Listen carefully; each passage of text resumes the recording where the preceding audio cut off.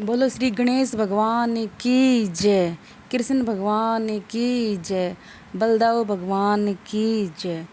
भाद्रपा माह के कृष्ण पक्ष की षष्ठी को यह पर्व भगवान श्री कृष्ण के बड़े भाई श्री बलराम जी के जन्मोत्सव के रूप में मनाया जाता है। इसी दिन श्री बलराम जी का जन्म हुआ था। हल षष्ठी व्रत की कथा और विधि इस प्रकार है। हल षष्ठी के दिन प्रातःकाल स्नान आदि से निर्वित होकर दीवार पर गोबर से हर छठ चित्तन मनाया जाता है।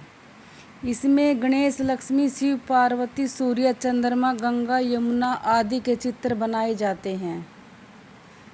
इसके बाद हर छठ के पास कमल के फूल, छूल के पत्ते व हल्दी से रंगा कपड़ा भी रखें।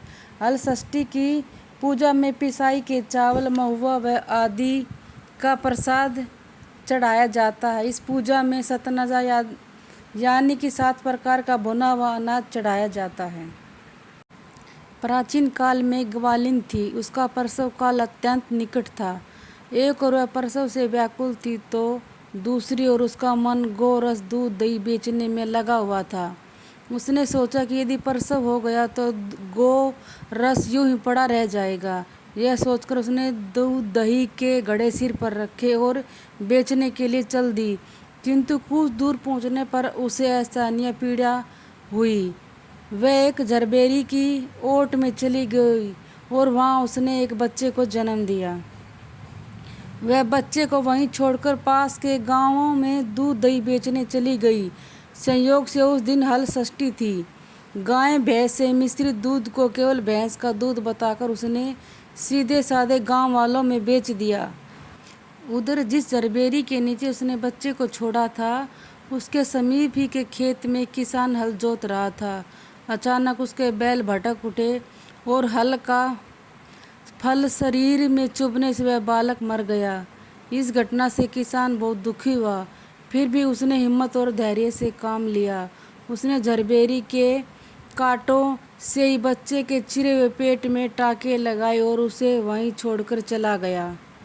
कुछ देर बाद ग्वालिन दूध बेचकर वहां आ पहुंची। बच्चे की ऐसी दशा देखकर उसे समझते देर नहीं लगी कि यह सब उसके पाप की ही सजा है। वह सोचने लगे कि यदि मैंने झूठ बोलकर गाय का दूध न बेचा होता तो गांव की स्त्रियों का धर्म भ्रष्ट न किया होता तो मेरे बच्चे की यह दशा न होती। अतः मुझे लौटकर सब बातें गांव वालों को बताकर अपने पाप का प्रायश्चित करना चाहिए। ऐसा निश्चय कर वह उस गांव में पहुंची जहां उसने दूध दही बेचा था। वह गली गली घूमकर अपनी करतूत और उसके फलस्वरूप मिले दंड का बखान करके रोने लगी। तब स्त्रियों ने स्वधर्म रक्षार्थ और उस पर रहम खाकर उसे क्षमा कर दिया और आशीर्वाद दिया।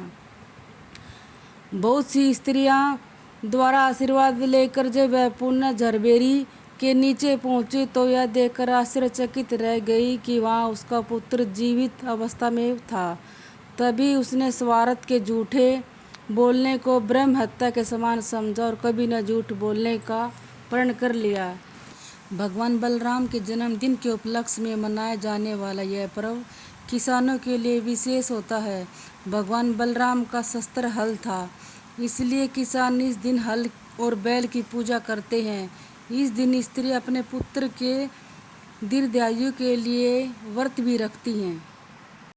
इस कहानी से हमें यह शिक्षा मिलती है कि हमें अपने स्वार्थ के लिए कभी झूठ नहीं बोलना चाहिए। हल षष्ठी की सब सनातन भाइयों बहनों को शुभकामनाएं।